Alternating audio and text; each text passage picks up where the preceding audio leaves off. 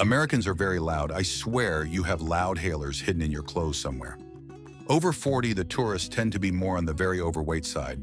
But the women still wear yoga pants, and the men always have a combination of button-up shirts and loose-fitting cargo shorts.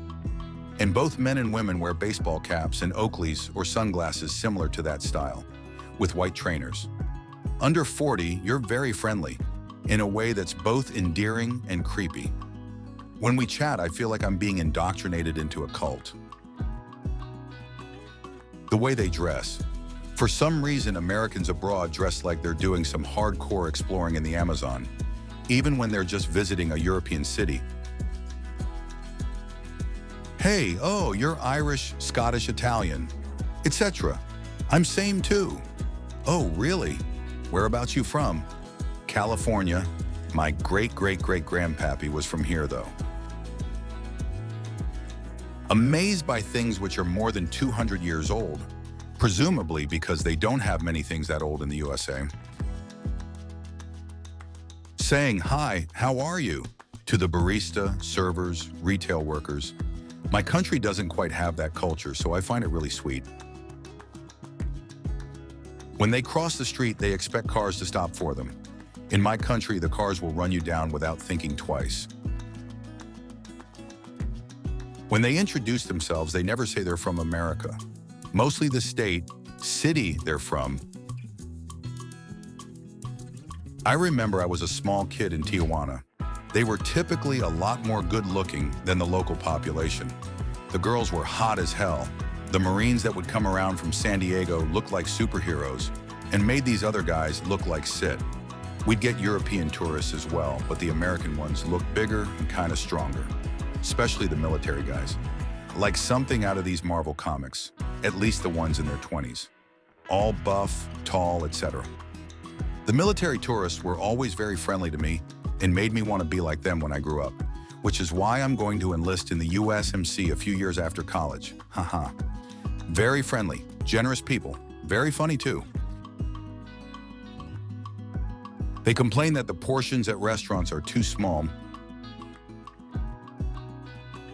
You can hear them in museums when everyone else is extra silent. In my experience, any combination of the following: white socks, wearing a sun visor, talking incredibly loud. Their phone will be on a belt loop. American teenagers are usually better at blending in, however, so the trick with these guys is to wait until you're in a restaurant, at which point they'll make their presence known by complaining about the local food. In terms of positives, however, I find most American tourists are incredibly friendly and sociable. They usually have no problem talking to strangers and striking up a pleasant conversation, something we Europeans never do with each other. This is also another tell, but it's one we should adopt. The absolute fearlessness of asking anyone on the street about anything. Expecting everyone to speak English and/or not wanting to learn the local language. They always look cheerful and are constantly smiling and seeming happy. Tourists from other places look more neutral or even unhappy. They get overexcited over very ordinary events and say things like, "Oh my God, look that grass, how green it is." They wear white socks pulled all the way up. I always felt embarrassingly underdressed when traveling in Europe. On the flip side, as a native Arizonan, I can always spot the European English tourist because they will be bright red. Many of the things we say loudly includes many irrelevant details. In Israel, no one gives a feck about irrelevant details. Yes or no answers are of high value in Middle Eastern culture. But in American culture, we like to tell you all about why something is, or that our daughter got married last year, or our cat has diabetes. They're looking for a store open at like 11 p.m., even if in most European countries stores close at like 7 to 8 p.m. Americans think the world impressed by their city. No one cares that you're from Las Vegas. Tipping. Americans will try to tip everyone. Even in countries where tipping isn't a thing, is considered a serious insult. They're always asking for extra ice in their drinks. Quite often on the heavy side weight-wise, sorry. They ask for ketchup no matter what they're eating. They have impeccable facial hair. Maybe Americans get a trim before they go on holiday, but I'm always impressed by the tidy beards and mustaches.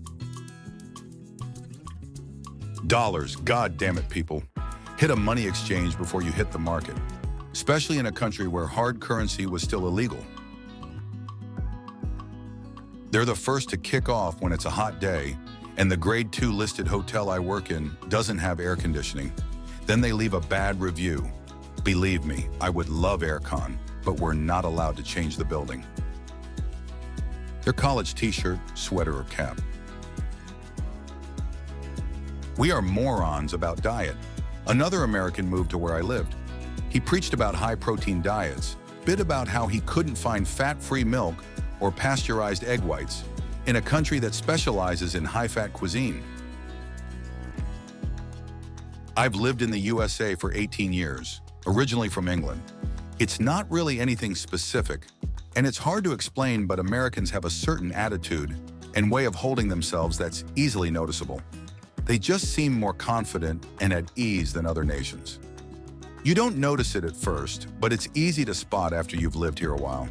Last time we were in England, we stopped at a convenience store, and 2 young Americans were sitting opposite. They hadn't spoken, but we knew immediately. My wife walked up. "You here on vacation?" "Oh, yeah, wow, how did you know?" "Duh, where are you from?" Proudly. "We're from the USA." "Oh, really, honey? Where do you think I'm from?" Turns out they were from Ohio, and the last thing they expected in some quiet British convenience store was to find someone from their home country. My wife says I've never acquired it either. She can usually spot English people really quickly too. Everyone else is freezing outside, and then there's that American walking around in shorts as if it's nothing. They ask things like, "What is that in degrees Fahrenheit? How many miles? And that's 2 pounds?" In the UK, first-time American tourists look bewildered trying to navigate their rental car in busy roundabouts, traffic circles. Does that come with a side order of French fries? This phrase and that sentence alone are so foreign here, even if you faked an accent perfectly, it would stand out. I am Central African. Asking for the bathroom in a restaurant or public place. Do you need to take a shower? Number what you're really looking for is the toilet.